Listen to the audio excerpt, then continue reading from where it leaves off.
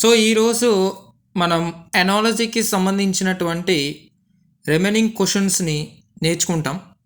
So దాంట్లో భాగంగానే ఈరోజు మళ్ళీ మనకి లెటర్ ఎనాలజీలో ఇంకా కొన్ని ప్రాబ్లమ్స్ ఉన్నాయి. ఆ ప్రాబ్లమ్స్ చేసుకుంటే ఎనాలజీ లెసన్ కంప్లీట్గా మనకి పూర్తవుతుంది. సో లెటర్ ఎనాలజీలో మనకి మొదటి క్వశ్చన్ కాదు, 32వ question. FED CBA is to RQP ONM is raised to LKJ IHG is to question mark అన్నాడు. ఇక్కడ మీరు ప్రాబ్లం చూడండి ఒకసారి. FED CBA అంటే ప్రతి దానిలో ఏమవుతుంది, సిరీస్ అనేది ఏమవుతుంది అంటే తగ్గుతుంది. సో ఇక్కడ సిరీస్ ఏమవుతుంది చూడండి, ABCDEF అంటే ఇది ఫార్వర్డ్ ఉంది తప్ప బ్యాక్వర్డ్ లేదు. సో కాబట్టి రాంగ్ ఇది. MNOPQR అంటే ముందుకెళ్ళిపోతుంది, MNOPQR. సో ఇది కూడా రాంగే. సో తర్వాత STUVWX ఇది కూడా ముందుకెళ్తుంది. సో అలా కాకుండా బ్యాక్ రావాలి, XO వెరీ గుడ్, WVUT చూడండి.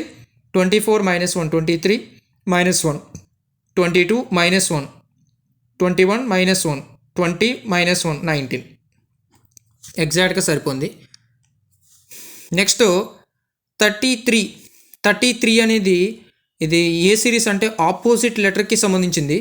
ఆపోజిట్ లెటర్ ఎలా చూడాలో చెప్పాను ఆల్రెడీ. చూడండి ఇక్కడ B అంటే 2 కదా. సో 2కి ఆపోజిట్ అంటే 2కి ఎంత కలిపితే 27 వస్తుంది, 2కి 25 కలిపితే 27 వస్తుంది, అంటే Y వాల్యూ 25 అనమాట. సో అట్లాగే ఇక్కడ కూడా చూడండి, O అంటే ఎంత సార్? O అంటే 15 సార్. O అంటే 15 అయినప్పుడు 15కి మనం ఎంత కలపాలి? 15కి ఎంత కలపాలి అంటే 15కి 12 కలపాలి. సో 15కి 12 కలపాలంటే L ఉండాలి ఫస్ట్. ఇది D ఉంది ఫస్ట్ లెటరు, ఇక్కడ ఫస్ట్ లెటరు R ఉంది, ఇక్కడ ఫస్ట్ లెటరు LA ఉంది. కానీ సెకండ్ లెటర్ చూసుకుంటాం. సో సెకండ్ లెటర్లో మనకి ఆన్సర్ దొరికే ఛాన్స్ ఉంటుంది. ఎలా ఉంటుందో చూడండి. ఇక్కడ జెడ్కి ఆపోజిట్ ఏ కదా, ఎఫ్కి ఆపోజిట్ ఏంటి? యు. సో యు ఉందా? లేదు. సో సి పోయింది. డి ఎందుకు రైట్ అయింది? ఓకి ఎల్ ఆపోజిట్ చూడండి. 15కి మనకి 27 రావాలంటే 12 కలపాలి, 26కి 1 కలిపితే 27, అలాగే 6కి 21 కలిపితే మనకి యు వచ్చేది. సో నెక్స్ట్ తర్వాత ఏం రావాలి? ఇంకేం రావక్కర్లేదు. సో ఆప్షన్ డి అనేది మనకి కరెక్ట్గానే ఉంది. ఇదే మన ఆన్సర్. నెక్స్ట్ చూడండి ఒకసారి, చాలా క్విక్గా చెప్తాను, వినాలి. MQ is related to PU and FI is related to IM in the same way as SV is related to dash. Sir మనం ఇక్కడ చూసినట్టయితే MQ is related to PU. MQ అంటే సో M అంటే 13 కదా, 13 కాస్త 16 అయింది అంటే +3 కలిపాడు. 17 కాస్త U అయింది అంటే 17 + 4 చేస్తే 21, సో U అయింది. సో ఒకవేళ మీకు ఫార్వర్డ్ నెంబర్స్ తెలియకపోతే నేను క్వశ్చన్స్ అయిపోయిన లాస్ట్లో ఏ లెటర్కి ఏ నెంబర్ వస్తుంది అనేది రాశాను, ఆపోజిట్ లెటర్స్ ఏ లెటర్కి ఏది ఆపోజిట్ అవుద్ది అనేది కూడా రాశాను, చూసుకోండి.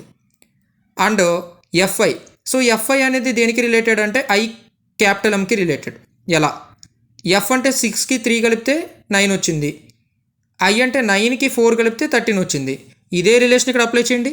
S అంటే 19 కదా, 19కి 3 కలపండి 22, అంటే V ఉండాలి మన ఆప్షన్లో. V ఉన్న ఆప్షన్లు ఎన్ని ఉన్నాయి?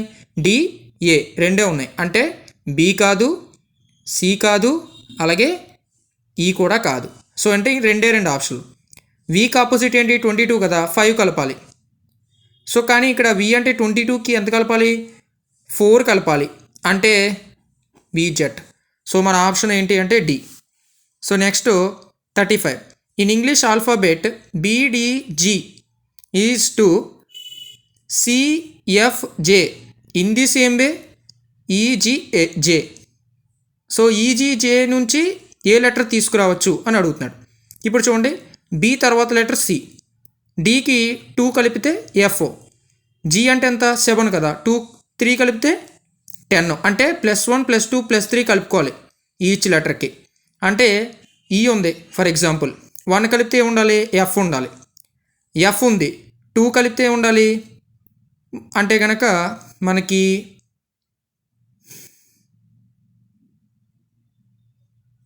సారీ ఈ జీ జే కదా, సో ఈ ఉంది, ఈ తర్వాత మనకి ఏముండాలి, ఎఫ్ ఉండాలి. సో 1 కలిపాం. జీకి మనం 2 కలిపితే ఐ ఉండాలి.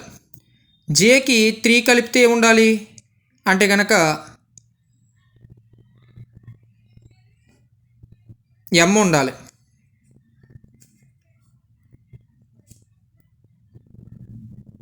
F is to 216, L is to question mark. F నుంచి 216 ఎలా వచ్చింది, ఇది చాలా లాజిక్గా ఆలోచించాలి, చాలా ఈజీ కూడా.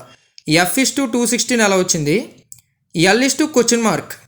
సో ఎఫ్ ఇస్ టు 216 అంటే ఎఫ్ అంటే ఎంత 6 కదా, 6ని క్యూబ్ చేయండి, 6 స్క్వేర్ ఎంత 36, 36ని 6తో మల్టిప్లై చేస్తే 6 6 36, 6 3 ఎంత 18 + 3 21 16. అలాగే ఎల్ అంటే ఎంత 12. సో 12 క్యూబ్ అంటే మనకి ఎంత అంటే 1728. ఇక్కడ చూడండి 12 స్క్వేర్ అంటే ఎంత 144. సో దీన్ని 12తో మల్టిప్లై చేయండి, 12 4 48, 4 12 4 48 అంటే 52, 5 12 1 12 అంటే 1728. ఇది మన ఆప్షన్ అనమాట. సో అర్థమైందా రిలేషన్ ఏంటనేది.